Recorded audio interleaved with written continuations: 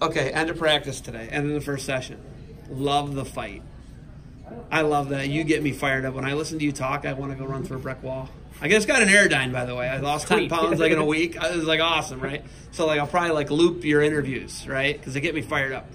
Why do you like love it so much, and why do you teach the kids to love it? Why should they want to love it so much? Yeah, so like we believe that there is more to wrestling than just wrestling, right? Like let's teach these guys how to survive in life and use wrestling as the tool for that. So when we talk about love the fight, it's Brandon Paulson's saying that we use it as like our Pinnacle motto. But that's basically what it is. You get into these matches and you get into a position. We want you to fight your way out of it. We want you to fight the whole time so that later on in life, when you're in a job situation, you're going to fight. You're going to fight for whatever you need to do. You're going to work your hardest. Work hard, man. I mean, that's the idea behind everything. And learn to take the humility from it. Learn to use wrestling as a tool to survive in life. That's the concept. I mean, you can really use it in any situation. If you're at Glacier National Park and you get in a bad spot in a hike. Yep, I'm a wrestler. Right? I'm a wrestler. Yeah. There was actually a time, so I was skiing like 2 years ago, and I accidentally went out of bounds, and I followed this track all the way down to the bottom, and I kept going to the wrong direction, but I was following a track. So I was like, somebody else went down here. And I finally got to a spot where I'm like, oh my gosh, I am so far out. So I grabbed my phone. My buddy saw me go down, and I was like, not supposed to go down that way. But I stopped. I tried to call. I got no cell service. And I just said to myself, I was like, okay, you're going to have to hike this whole way back up. So I took my skis off. I took one step down, and I fell down to about my hip.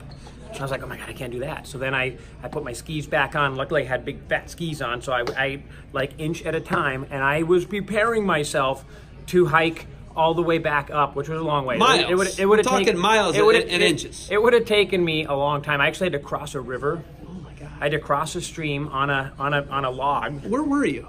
I was we were in Vail. Yeah. That's where people die. Yeah. You hear about it all the time. And I was preparing myself. I was like, okay, your whole life. It's called backcountry if you didn't know.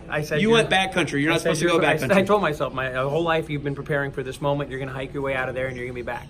Okay. So there's a situation. So I have tons of J-Rob stories. I know you've got 5 million times more.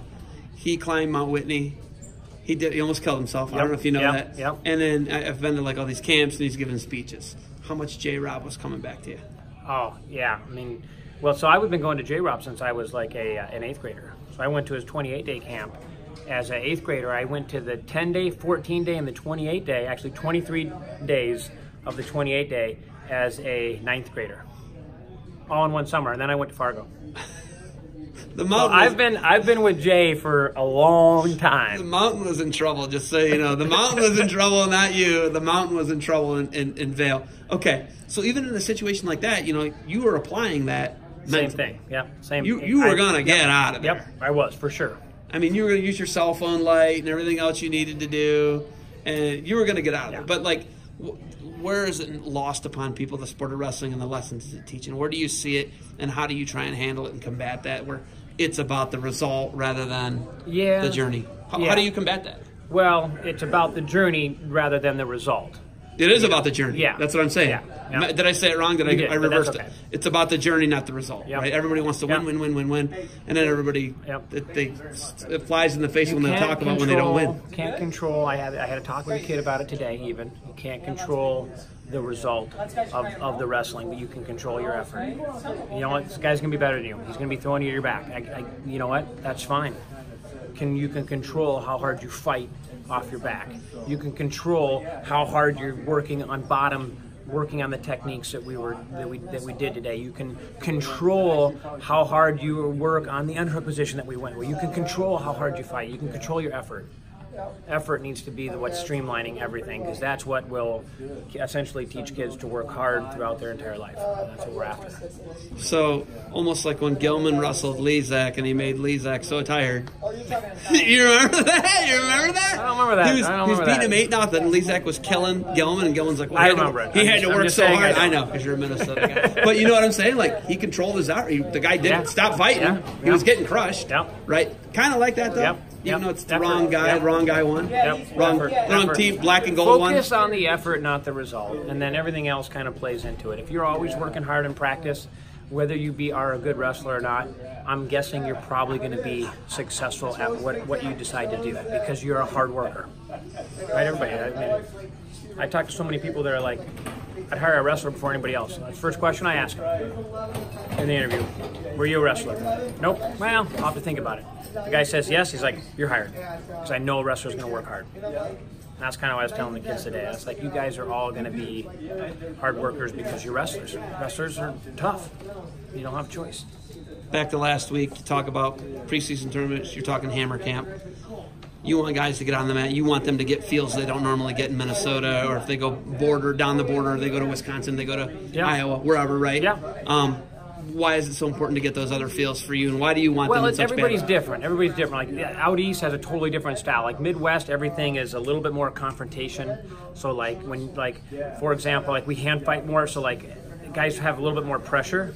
So your shots are easier, but you go out east, you go to Ohio, there's no pressure. Like they don't engage as much. So like your shots, you feel like they're further away and people are looking for go behind. So we have to find a way to, you got to work to get to your controls more. You just can't dive in. It's going to end up costing you some points. The styles are different. To be a truly good wrestler, you have to be able to fight all styles. Doesn't matter what it is, whether this guy's playing the edge or this guy's in your face. You got to be able to wrestle all styles. We got to find a way to get them. So, PA. Yeah. The guy's a backpack. Yeah. All of a sudden you're like, oh my God, I took a bad shot, and this guy, he is not letting me up. Yeah, exactly. Now I'm in a crab right position. I'm never here. Yeah. Right. And I want you to, and we want him to feel that position, feel the crab right, so that you can do it to somebody else. Know how that feels. A guy that's not going to let you up and you can't move and he's leached on you. Because guess what? We're going to learn it. We're going to do the same thing. You're from Sandpoint, right? Yeah. It's a beautiful place. Lake Ponderay? Yep. Yeah. So like growing up in a place like that, and I was actually talking to like Headley. I was talking to a bunch of these different guys. Or actually I was talking to Coach Frayer. He's from Florida, right? Yep. Us Midwesterners, our noses are in the air towards you guys. Towards you Pacific Northwesterners, you Rocky Mountainers, whatever you want to be called, towards the Floridians, towards the Texans. We think that the only way to do it is Midwest style.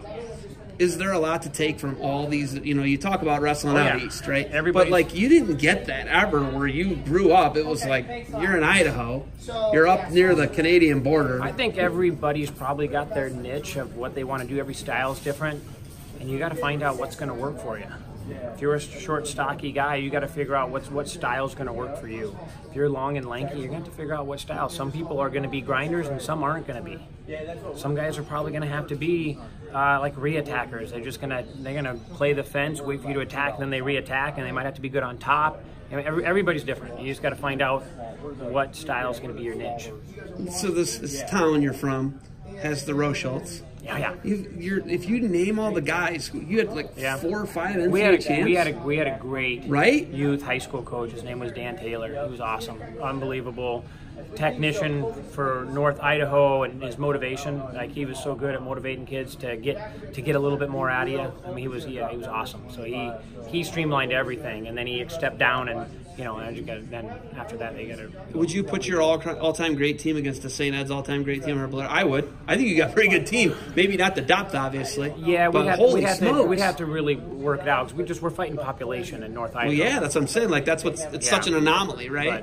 That's incredible. Yeah. Do you love that place? Do you miss that place? You got a big, huge smile. Yes. I love it. I love it. I just I wish I could go back more, but we try to go back a couple times a year. All right. You guys are back here tomorrow for Hammer Camp. You got anything else for me? No, we're good.